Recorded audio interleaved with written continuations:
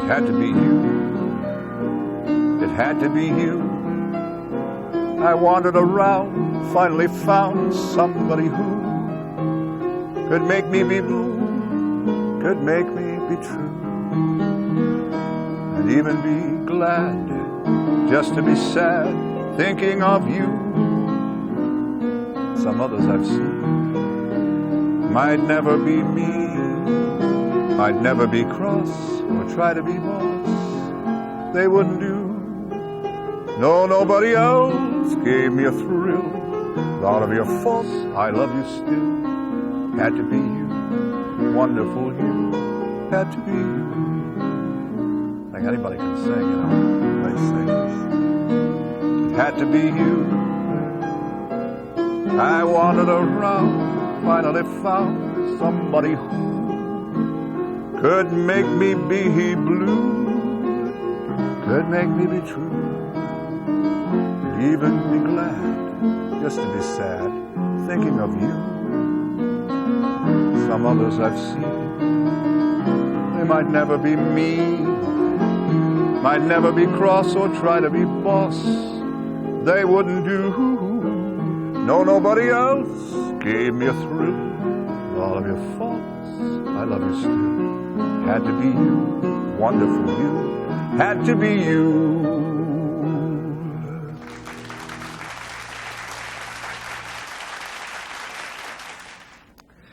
Well, a lot of people think that I am kind of strange.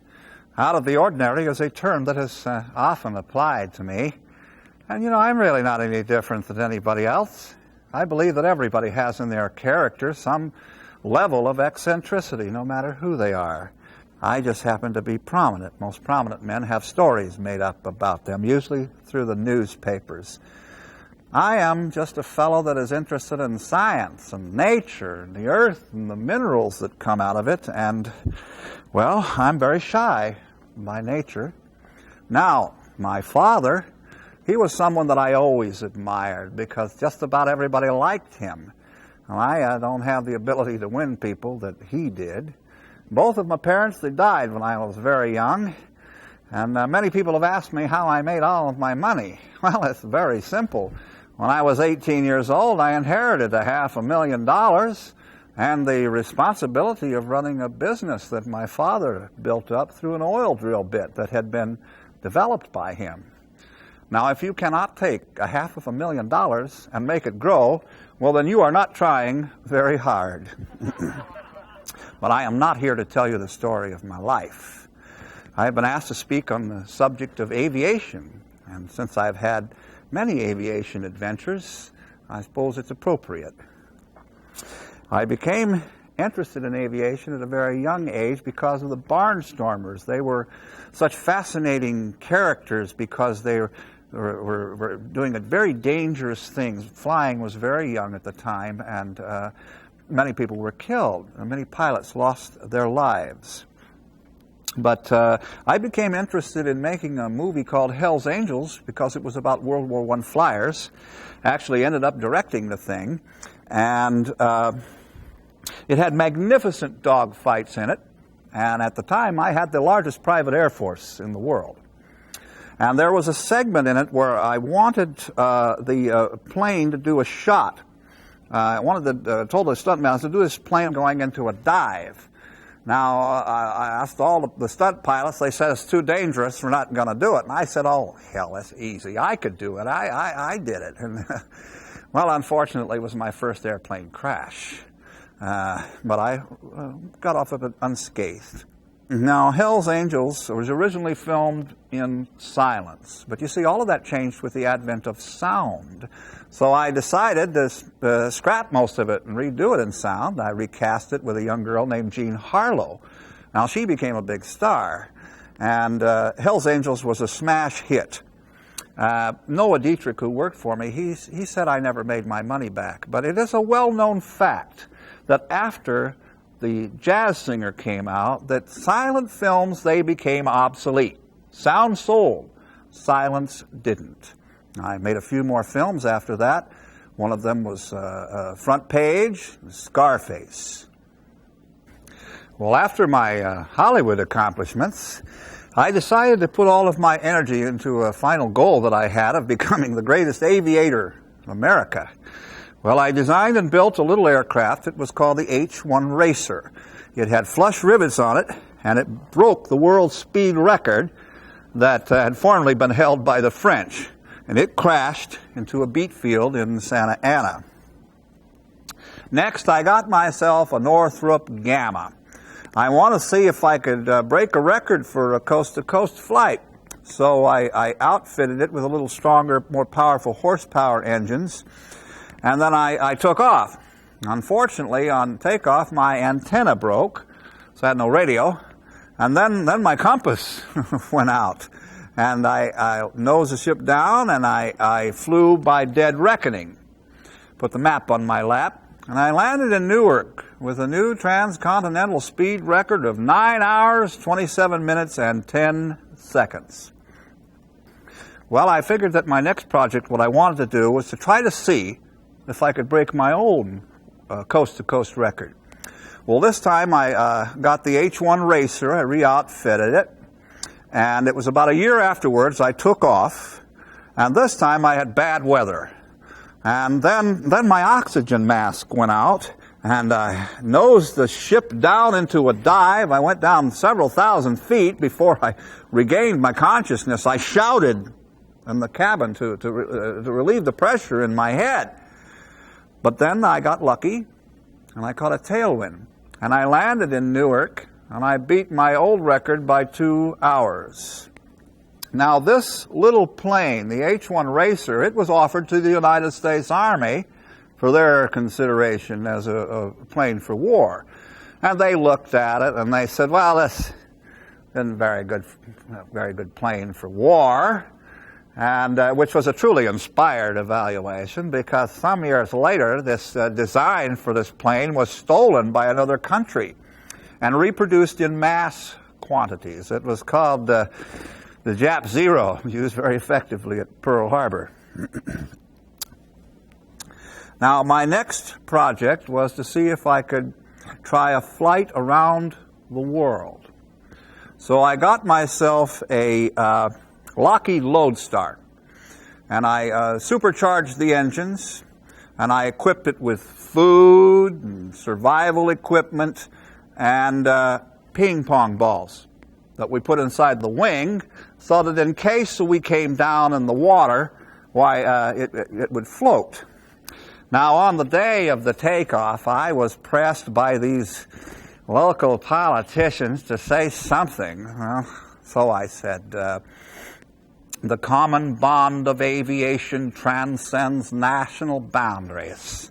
And I apologized to the reporters if I had seemed rude or impolite. It's just that I had a great deal on my mind. Well, it was a very bumpy takeoff because of all the weight. And over the Atlantic, looked like we might run out of gas. But we landed in Paris and broke Lindbergh's record in half. However, we were delayed in Paris 8 hours because the rear strut had been damaged on the takeoff, a bumpy takeoff from New York. And then we took off. Now, the Germans had said not to fly across their country because, there was a war on, and they actually threatened to shoot us down. But I said to hell with it because it was the shortest route. Now, I landed in Moscow, and the Russians presented me with a box of Kellogg's Corn Flakes. I guess they figured that was what all Americans ate for breakfast. I don't really like corn flakes. Where they got a box of corn flakes in the middle of Russia is beyond me. Now, I'll tell you something. Luck is a very important thing in life. Because as we were heading towards Siberia, we had maps that said the mountain range was only 6,500 feet, and which wasn't true because they were 10,000 feet. And if it hadn't have been for that 8-hour delay in Paris, we might have been at this point at night, then we would have smashed right into the mountain. Next came Fairbanks, and Minneapolis, and then that last long leg back to New York. And they told us over the radio that an orderly reception was being planned and that we were not in any danger of being mobbed. Well, there were about 25,000 hysterical people and cheering, and I didn't mean to seem ungrateful, but it was more than I could stand. I just quietly slipped away. Now, New Yorkers, they have a very funny tradition. If they like you, they dump trash on you.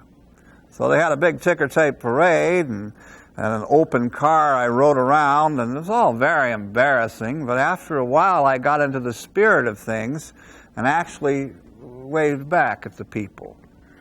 Americans love creating heroes. Now, in 1942, the war was going strong. And a fellow named Henry J. Kaiser, he came up with the idea of building giant cargo seaplanes to fly over the U-boats. I didn't care very much for the idea, but Kaiser, he was very, very persuasive, so I became involved. Now, the government awarded $18 million and specified that this plane be built out of material that was not vital to the war. Well, wood was the most available material, and a plane as colossal in size as this had never been conceived before. It was designed to hold 750 troops and a Sherman tank, and there were delays, there were setbacks, there was even sabotage, and it was to consume the next 5 years of my life, and all of the bugs that didn't get worked out until after the war was over with. So needless to say, I had a lot of stress. On the way that I deal with stress is to simply disappear. I flew around for almost a year doing nothing that required much thought. I work at very odd hours. You might call me a night owl. But you see, ideas, inspiration, they come best to me about 2 or 3 o'clock in the morning because there's not a damn soul around to bother you. I like to work and experiment and evaluate my work, and I believe that the greatest undiscovered universe in the world today is the human mind. It contains a wealth of activity, imagination, and creativity, and all great accomplishments come through the use of the imagination. Now, one time, there was a couple of fellows named Rockefeller and Zeckendorf. They had a lot of money, and they were interested in buying me out. I love to wheel and deal, and so I had these men met in a real seedy section of town. They parked their beautiful Cadillacs, and I had them picked up in this beat-up old Chevrolet, and I took them to this flop house that I had rented because I wanted to show them how the other half lived. So I said, well, sit down, gentlemen. I'm ready to hear your offer. Well, they says to me, $350 million. I said, you're crazy. That offer is this not enough money. They said, well, what is enough money? I said, well, the price that you might offer me. If it is enough, I will accept it. So they said, $400 million. I said, no. They said, $450 million. I said, no.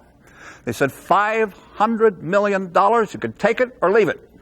I said, well, okay. I'll leave it. You see, I didn't really have any intention of selling in the first place. I just wanted to see how much I was worth. Now, as difficult as it may be to believe, I was once arrested for vagrancy. I was in the South during the war, Wasn't doing a damn thing wrong. I was sitting around this gas station about 2 o'clock in the morning. I was drinking some milk and eating some cupcakes. I wasn't bothering a damn soul. This cop comes along in his car, and he says, "What are you doing here?" I thought, well, it seemed pretty obvious. I'm drinking my cupcake, drinking my milk, eating my cupcakes. So I ignored him. So he asked me, he says, "Have you got any ID?" And I said, "Well, no, I don't have any ID." He says, "You got any money?" I says, "No." He says, "Well, I'm arresting you for vagrancy." I said, "But I'm Howard Hughes." He says, "Well, if you're Howard Hughes, I'm Shirley Temple." Well, I asked him how he liked dancing with Bojangles Robinson, and he threw me in jail. In addition to the contract for the flying boat, I also received one for a photo reconnaissance plane. Now, this was very futuristic in design. It had double propellers for greater speed, and on the day of the test, I personally test flew this airplane because I didn't want anybody else to have all of the fun. Now, the original instructions for this test was to be flown for only a half an hour, 45 minutes, but most planes fly longer than that, so I extended the test. And about an hour and a half into the test, one of the double propellers, it began to spin in the opposite direction. And it caused me to crash into a beautiful area of Beverly Hills. I don't remember much after the crash. I got out and staggered onto the wing, and this Marine sergeant, he came along, and his name was Durkin, and he pulled me away from the plane. You know, the tanks could have blown up any time, and he put me up against a tree, and then he saw a fireman.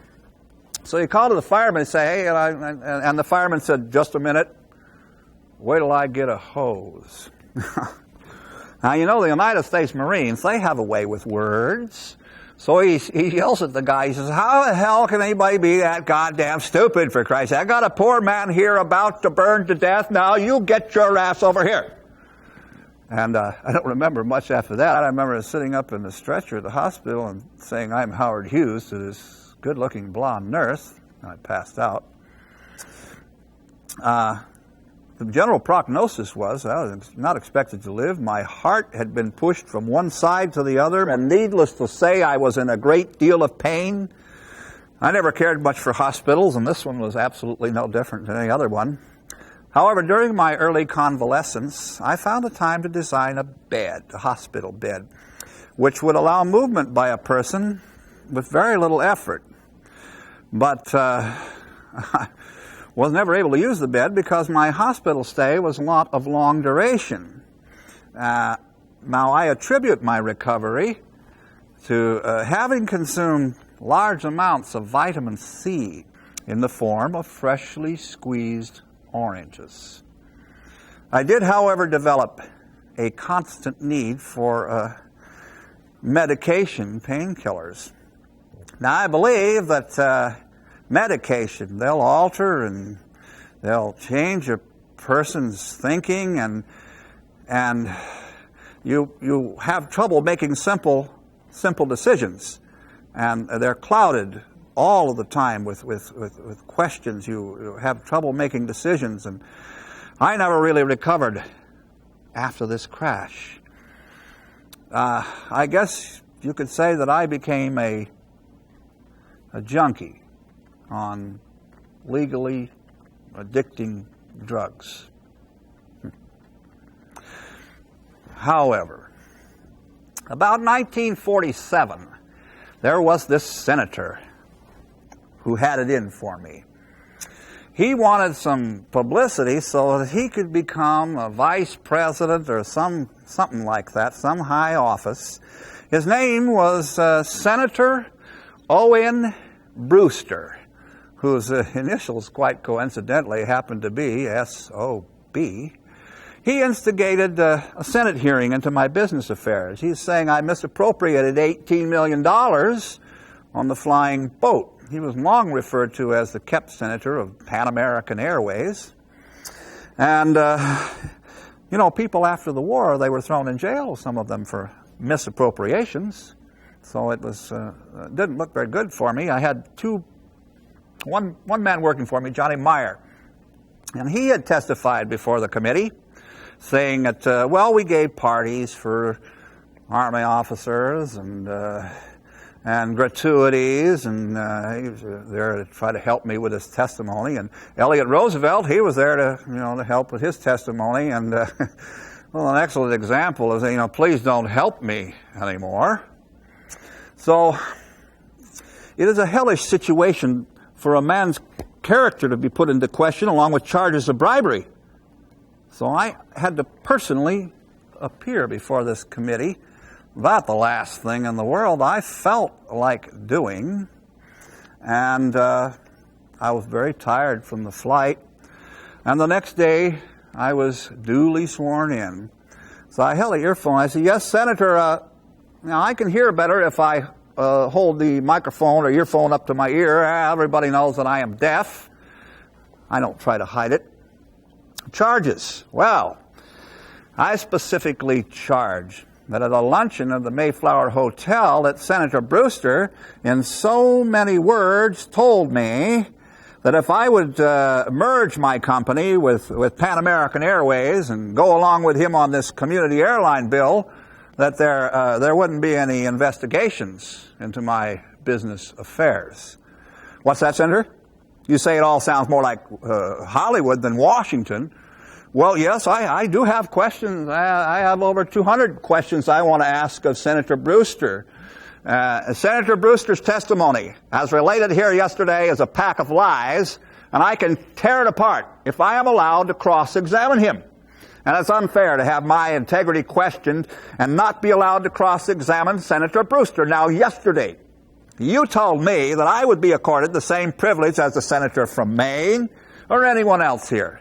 Now, will you give me the questions in advance that you want to ask of me while I am here? Well, the committee finally asked my questions of Senator Brewster. He admitted knowing Pan American officials and accepting simple little gratuities. He basically avoided answering most of the questions. Then it came my turn to speak. So I said, the American public has witnessed two men under oath giving testimony which is quite contrary to the other. Now, I believe that in deciding which one of us here is telling the truth, that our reputation should be examined, at least to some extent. Now, I understand that Senator Brewster has a reputation of being clever, resourceful, a terrific public speaker, and one of the great trick-shot artists in Washington. Now, let us examine my reputation. I am supposed to be capricious. I am called a playboy. I have been called eccentric. I'm supposed to be many things which are not complimentary, but I don't believe that I have the reputation of being a liar. As far as I know, up until today, no one has ever questioned my word. I believe that Senator Brewster is not telling the truth. If I can be allowed to cross-examine him, I think that I can prove it. If I don't have that right, I'd like to drop the matter right at this point. Well, funny thing. Senator Brewster removed himself from the proceedings, went back to Maine. He kind of turned tail and ran. The next day, the committee's first topic of discussion were the business activities of my PR man, Johnny Meyer. So I said, the parties with the girls. I said, all the aircraft companies are doing the same thing. I believe Mr. Meyer, he patterned his work after what he saw in other companies. If you can make a law that says that no aircraft company can entertain Army officers, and you can enforce it, I will be glad to abide by it. I never wanted to work this way in the first place. Do I know where Mr. Meyer is? No, I have got 28,000 employees in my company. Do I know where everybody is every day? Now, you had Mr. Meyer here for unlimited questioning. I am not going to bring him back here so you can have some big publicity show. I think that my company has been inconvenienced just about long enough. Will I see to it that he's here for the 2 o'clock session? What, today? Well, no, I don't think I will. Will I try? Well, no, Senator, I don't think I'll even try. As to the flying boat and the delays, why, I put the sweat of my life into this thing. I have my reputation on the line. I have $7 million of my own money into it. And I've stated many times that if it doesn't fly, I will probably give up my citizenship and I'll leave this country. And I mean it. Well, on the morning of the 6th day, the committee called the hearings to an end. And on the 7th day, I rested. Well, after my victory over the Senate, I decided to put all of my energy into the flying boat. To move the flying boat from the assembly point in Culver City to San Pedro is no easy task. It has a wingspan of 320 feet. Its length is 218 feet, and it is the largest aircraft ever built.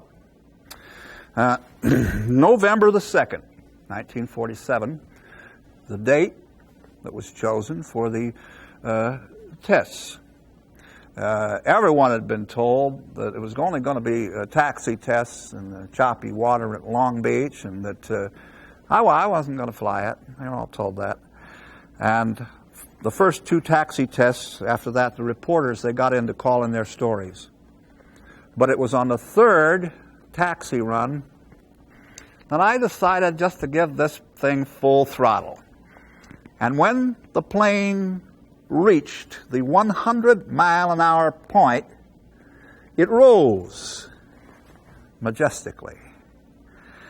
It attained an altitude of about 60, 70 feet, and it only flew a little over a mile. And then I gently lowered it back onto the sea. And this was its only flight ever. This aircraft is, in my opinion, one of the present-day 7 wonders of the world. It has been called a work of art. I don't build any Cluck airplanes. Many people have wondered and asked if I intended to fly it beforehand. Some say it flew by accident. And the reporters, in particular, wanted to know if I had intended to fly this plane beforehand. I'll tell you the same thing that I told them. Certainly, I like to make surprises.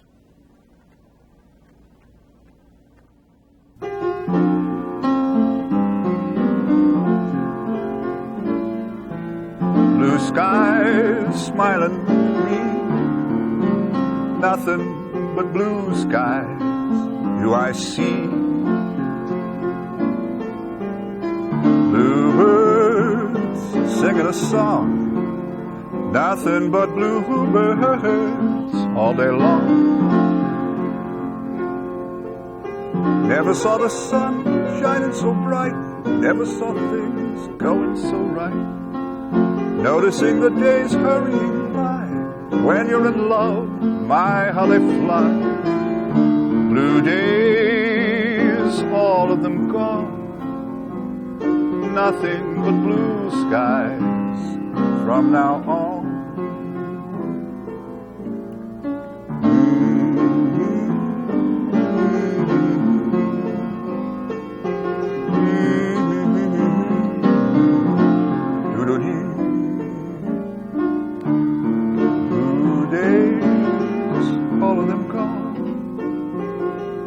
Nothing but blue skies from now on.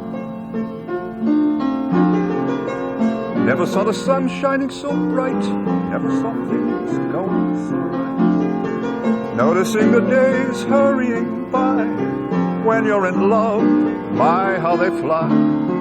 Blue days, all of them gone, nothing but blue skies from now on.